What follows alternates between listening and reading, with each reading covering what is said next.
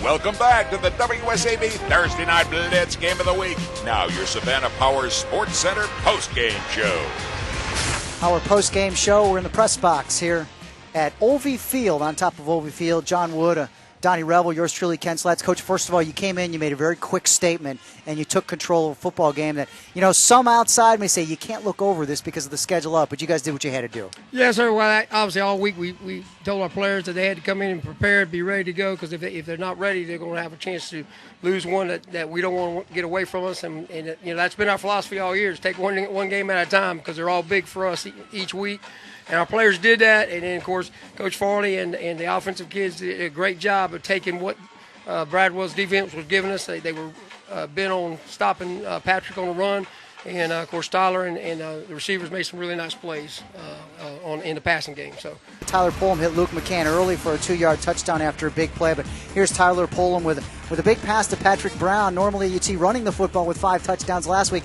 How was this one drawn up for a long pass touchdown? Well, again, it's a wheel ride out of the backfield for Patrick, and again, they were committed on stopping him on the run, and again, this goes back to the offensive staff and Coach Farley, the offensive coordinator, to look on film and say, hey, we can run this, and they drew it up and worked on it, and they worked it to perfection. Welcome back to the WSAB Thursday Night Blitz Game of the Week. Now, more of the Savannah Power Sports Center postgame show.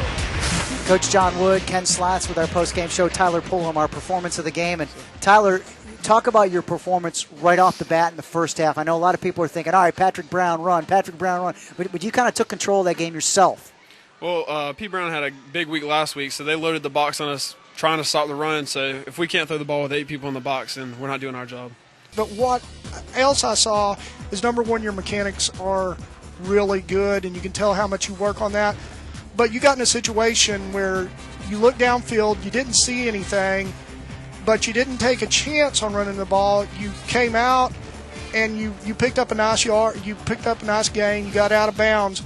But right there, that just shows you that how much of a student of the game you are, that if it is covered up, if I have to eat it, I eat it, but if I can run it, I run it. Yes, sir. Well, they sat on that long run. They sat on our 10-yard out that we had going, and they had a guy going deep with our receiver.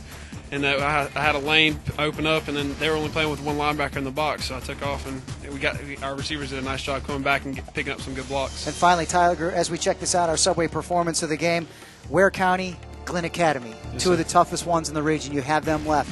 What kind of momentum can you build from a game like this to take you into those final 2? Well, we've had pretty good confidence all year. I mean, we just got to keep playing, practicing like we have been.